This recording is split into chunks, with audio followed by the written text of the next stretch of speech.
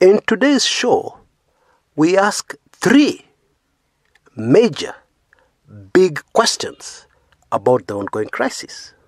These questions are based on facts and evidence that we have already collected here over the last few days or so. You know, there are questions which can start to give you answers. And these questions I'm talking about will give you a lot of answers. If you read between the lines and you do a little thinking, they'll be able to point you in the right direction of everything.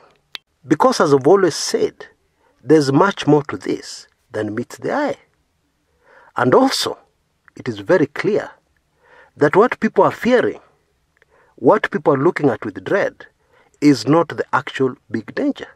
The actual big danger are those people pulling strings behind the scenes.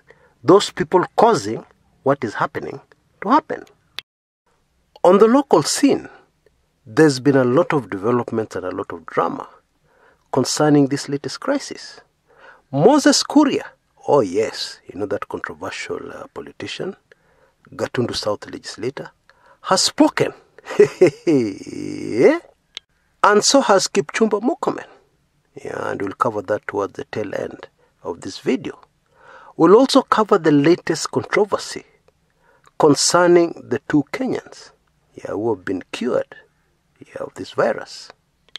And you know, most Kenyans don't realize these are not actually the first two patients. There was another patient. Remember a lady called Lydia? Now apparently she has dual citizenship. She's a Kenyan, but also has a British passport. And in sharp contrast to Brenda, she was very elusive and uncooperative. Indeed, she had to be traced by the National Intelligence Service when they first identified her as a possible carrier of the virus. We'll come to all that. Very hot news towards the tail end of this video.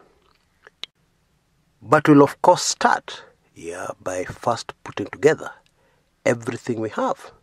Now, the way we're going to do it is in point format, as pointed out earlier. So let's start with point number one. All along, we've been able to pinpoint possible suspects as China and the United States of America. Indeed, those two countries have pointed fingers at each other. But today, we're going to add a third suspect, and that is the intelligence community in Western countries. Now, I need to make something clear. The way the intelligence community operates in a small third world country like Kenya, or anywhere in Africa, is very different from the way the intelligence community operates in a developed Western power like the United States. In a third world country, there's no way you can say that the intelligence service did something without the knowledge of the president. While in the Western world, the intelligence community is fairly independent. Now, the reason why we're going to add that third suspect is because it is rapidly emerging that this whole drama must be the biggest, largest failure of the intelligence community in the entire history of the world. Because the main job of an intelligence service in any country is to be able to detect threats to the country in good time and to neutralize them or avert them or deal with them. So one has to ask the question, you mean the CIA did not know what was happening until it was too late? What about the intelligence service of the other European countries? The UK, other European countries like Italy, France? You mean the whole lot were hoodwinked?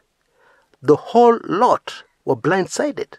They had no idea that there was something developing in China, Wuhan, that would be a very serious threat to so many countries, including their own? I find that very difficult to believe. And that is why I've put them on the list of suspects. They must have been complicit. They must have been aware of what was happening, but chose not to do anything about it. Or let me rephrase that. The decision makers in those organizations decided to do nothing about it, because every one of those organizations has a boss.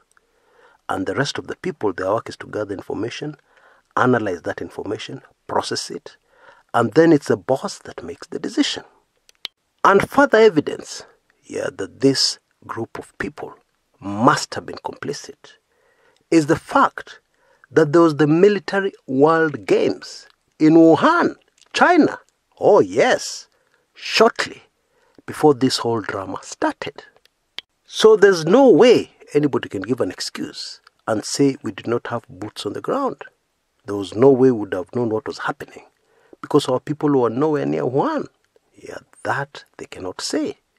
Because military people and their training is such that when you go to such games, especially in a country like China, definitely there'll be those in the group specifically there to gather intelligence.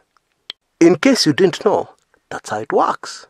And so, our first point, if I can just summarize it in one sentence, is what happened to the intelligence services? What happened to them? Number two, there seems to be unprecedented censorship the world over. Now, there are many excuses you can give for censorship. There are very many. You can, for instance, say our community guidelines and rules of our social media platform do not allow us to host such information. That's just one example. And here's another very fascinating excuse.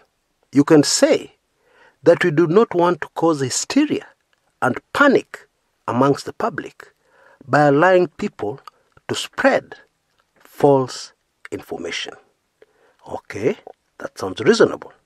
But hold on a minute. You show us videos of people falling dead on the streets. The media is full of information about people dying because of the virus. In fact, here's an interesting aside. The world over, it is now emerging that the instructions to doctors are to use every slight excuse to put the cause of death of any person who passes on as the COVID-19 virus. Any disease that has any inkling of being similar to symptoms of this dreaded virus will promptly have on the death certificate as COVID-19 being the main cause of death. We have many cases in the medical profession where people finalize their death certificate only to come back the next morning to find that it has been adjusted to have this virus as the number one cause of the death.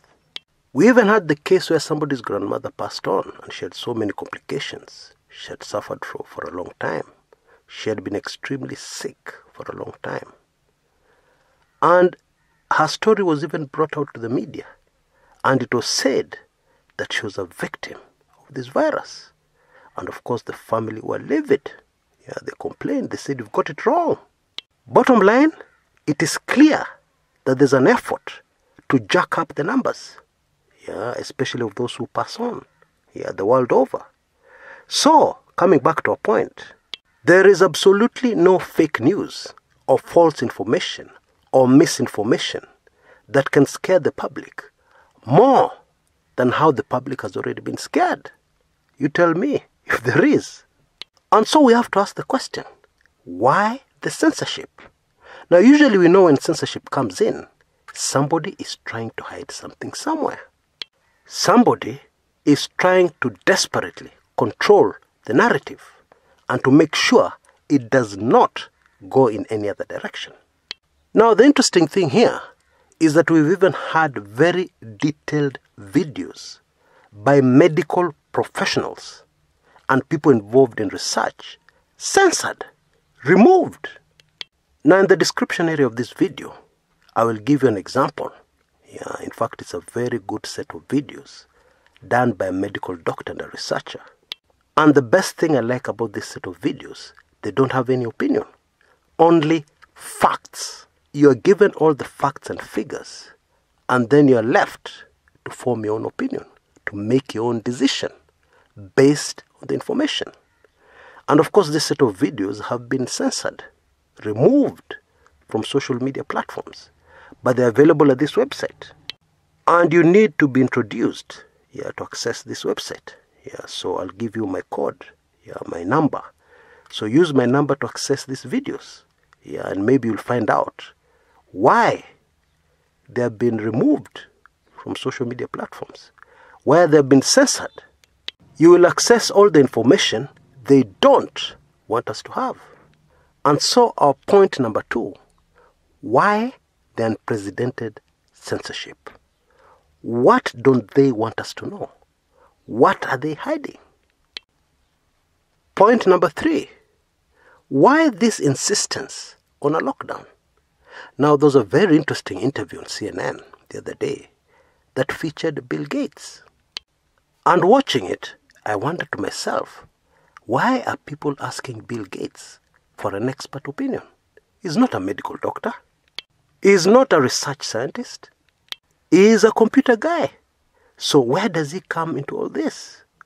Now, super interesting, and you'll find it in those videos that were banned, the ones I've given you a link to, is the fact that the COVID-19 virus has been patented.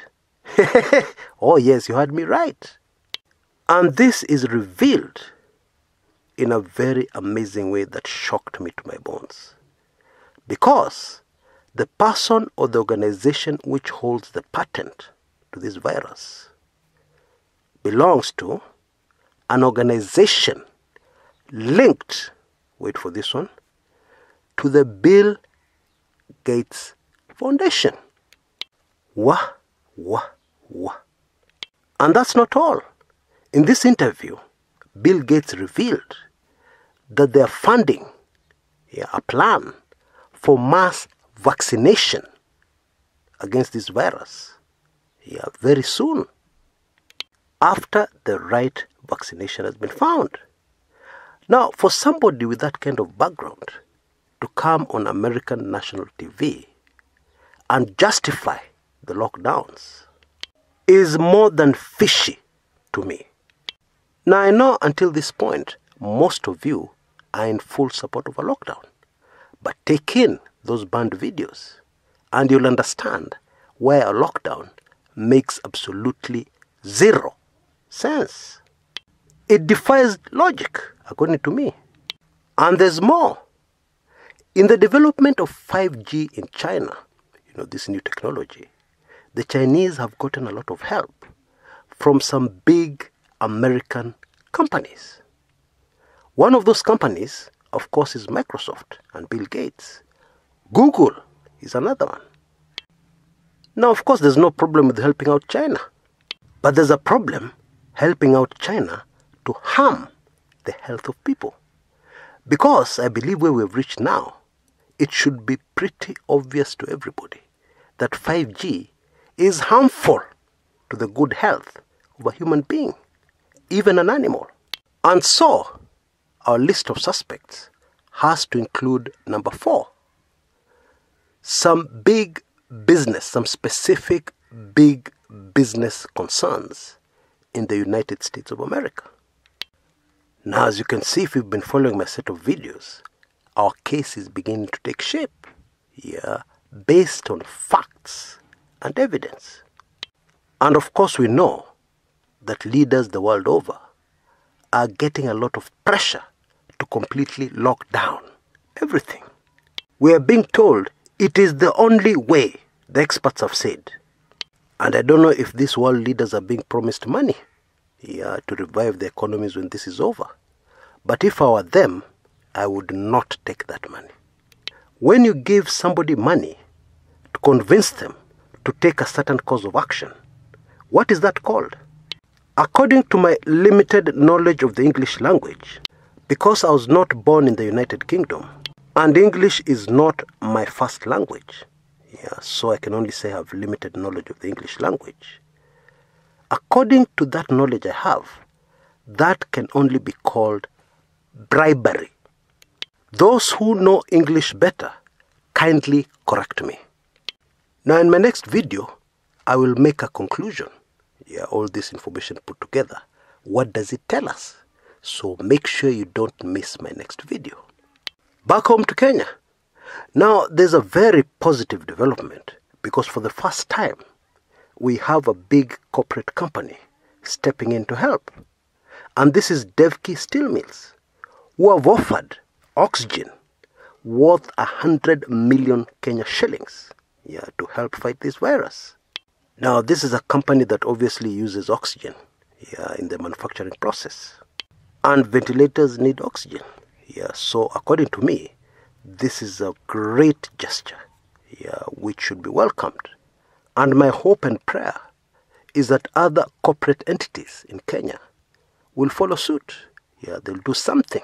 They'll contribute towards fighting this scourge. Now, the Kenyan figures have reached 110. And 2 more people have passed on, bringing the total to 3 who have passed on as a result of this virus in Kenya.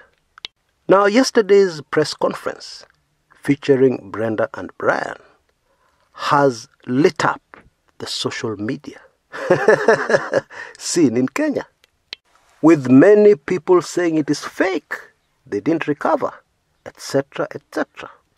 Now, in my view, and this is my view, based on what I know, those 2 tested positive at one time for this virus, and now they're okay, period. You know, a lot of times in social media, people pay attention to the wrong things, maybe for entertainment purposes. I'll give you a good example, and you'll excuse me, because I want to make this point very clear. Somebody posts a photograph of a lady, very beautiful lady, seated badly. You know what I mean? And then the caption reads, "Great hairstyle." This summarizes perfectly what social media scene on Kenya is all about. It's all about entertainment. But my fellow countrymen, this thing is serious. Maybe some of the facts to do the story are wrong and can be proven to be wrong. I don't know. But why don't we focus on the main issue here? They have recovered, and there's hope for others. Period. You know, there's a time, a season for jokes, and to make all of us laugh. And then there's a time for very serious business. This is a time for very serious business. Like the fact that actually these 2 were not the first patients. There was another earlier victim. Her name was Lydia. And she played a cat and mouse game with authorities and had to be traced to a hotel where she was staying by the National Intelligence Services, who picked her up, took her for testing. She tested positive, went into quarantine and treatment. And now she's okay. She was released a week ago. There are those who believe she flew back to Britain. Maybe some of you don't know this, but the major countries, Britain, Canada, US, etc., etc., had very many flights flying out of Kenya to evacuate their citizens. This was going on a lot, I think, last week, to take their people back home. Now, it is suspected she was on one of those flights, but nobody knows for sure. But she's okay. She was healed. She recovered. Now, according to Kipchumba Murkomen, yesterday's press conference of Brian and Brenda was a mistake. And then the interesting thing is what he says after that. He says, maybe the president is missing his deputy president to help guide him, so that he's not easily fooled. That's what Kipchumba said. And then controversial Gatundu South legislator played the role of a prophet of doom. You can see his remarks on your screen right now. These politicians are very interesting. They should be out here encouraging us. Meanwhile, they're in hiding, releasing messages on Twitter that are not helping anybody. But that's Kenyan leaders for you. But by far the most interesting remark, in my view, was from Jaguar. the former musician, yeah, and now the legislator of Starehe.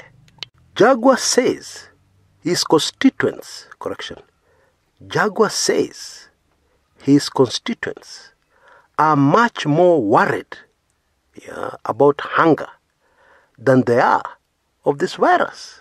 And I'm afraid that's the feeling amongst very many Kenyans. Yeah, these curfews, partial lockdowns, and now we're headed to a complete lockdown, have really stranded a lot of people. Livelihoods have been destroyed. People are finding it very difficult to put food on the table. Now you tell me, is that a bigger crisis or not? No, just reason for yourself and tell me. God Almighty, help us. Intervene in this situation. Forgive us for many sins and remember mercy. Folks, stay strong and stay thinking. Until next time, this is Chris Kumekucha.